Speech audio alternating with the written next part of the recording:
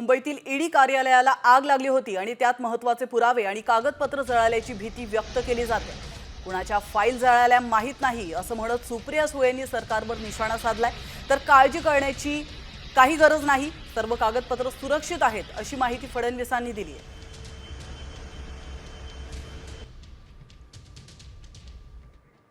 ईडीच्या कार्यालयामध्ये आग लागणं ही खूप सिरियस गोष्ट आहे, अतिशय सिरियस गोष्ट आहे।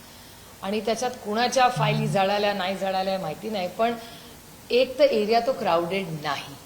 एका सरकारी बिल्डिंगमध्ये मग ऑडिट झालं नाही का, फायर ऑडिट झालं नाही का त्या बिल्डिंग, एवढी महत्वाची ईडीची बिल्डिंग, तिथला फायरची पोझिशन काय, तिथे आगीचा बंब उशिरा गेलाच कसा, म्हणजे एक तर आग कशी लागली, विझवली का नाही गेली वेळेत, या बिल्डिंगचा सेफ्टी ऑडिटची अकाउंटेबिलिटी कोण घेणार, बीएमसीला याची उत्तरं द्यावी लागतील।